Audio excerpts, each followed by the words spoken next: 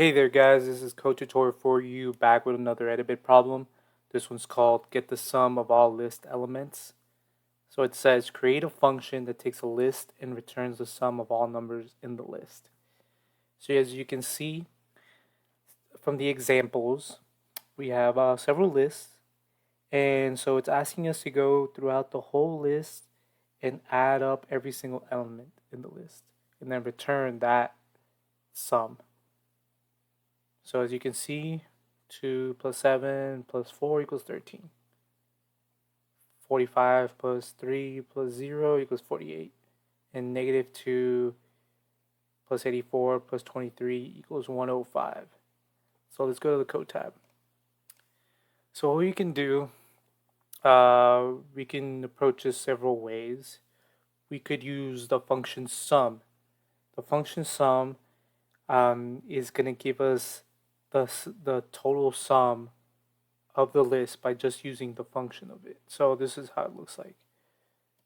So return sum, this is function sum. Then we're just going to put name of the list inside there. And it's going to return the sum of all the elements in the list. As you can see, it passed the test.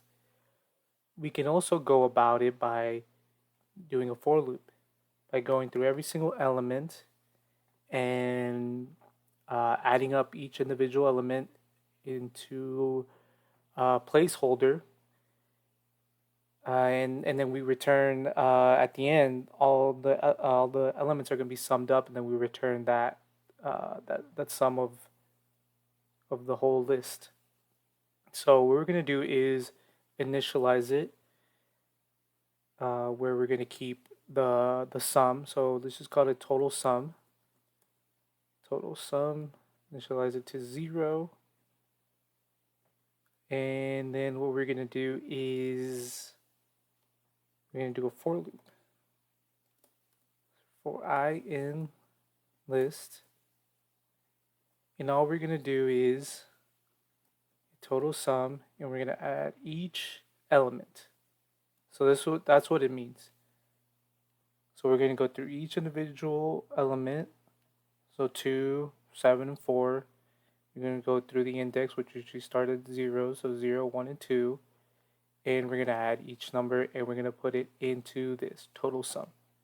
And then we're going to return total sum. Make sure they're all correct. Okay. And this should work the same as the sum function we used. So as you can see, it passed all the tests. Now we're going to go to this tab and show you more about the for loop method that we used. So as you can see, we initialize total sum to 0. We're going to use this list as the example.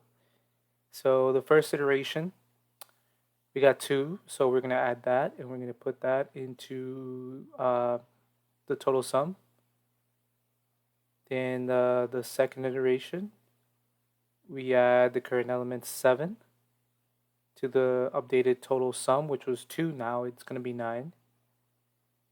And then third iteration, we add the current element 4 to the updated total sum 9, and now the total sum is 13. So the final result is going to be 13. And there we go. And if you want to see more coding solutions, don't forget to like and subscribe. Thank you.